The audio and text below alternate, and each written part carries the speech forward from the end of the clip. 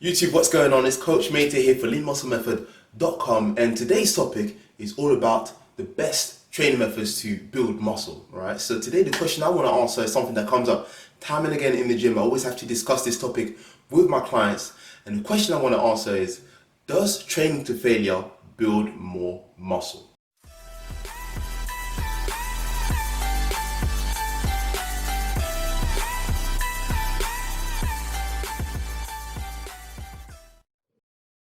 Okay, so when we're talking about failure, I just want to start with a bit of a definition just to make sure everyone is on the same page, so that we're talking about the same thing.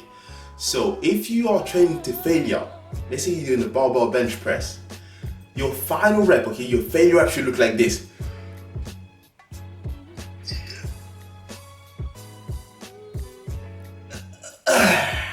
Okay, that's what your final failure rep should look like.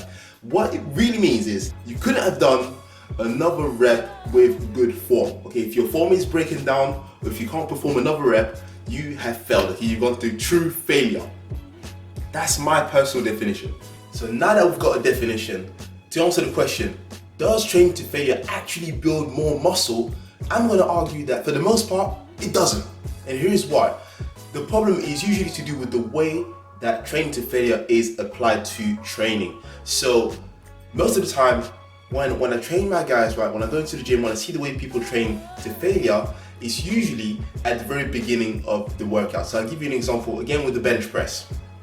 If you start your workout with the bench press, again at 100 kilos for 8 reps, your first set, you'll manage to get 8 reps, and that was an all-out failure set. But then your second set, your nervous system is going to be quite fatigued. You're going to be fatigued.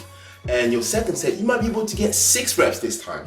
And then going on to your third set, this time you'll probably get about 5 reps, maybe 4, something like that. So you can see how your strength is deteriorating through the workout, and that's only for the first exercise. Now, I'm assuming that you're not going to do just one exercise, you might do 2 or 3 for your chest. So the following exercises are going to be negatively impacted by that first exercise, only because you went all out to failure with every single set.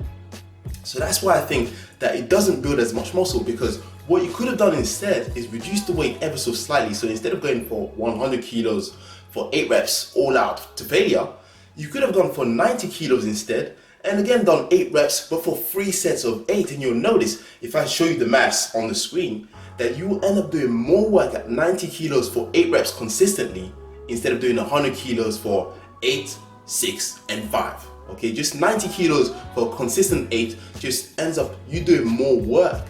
And so for that reason, I'm going to suggest that you'll be able to build more muscle doing less work, or at least not working all the way to failure. So instead of going to failure all the time, one way to apply failure is at the end of the workout, only because it's not going to have a negative impact on the rest of your workout, because your workout is over. So at the end of your workout, man, you can go as all out as you want. Literally go and kill it, get the biggest pump you can possibly get, and then you can walk away from the gym happy. Okay, that's one way you can do it.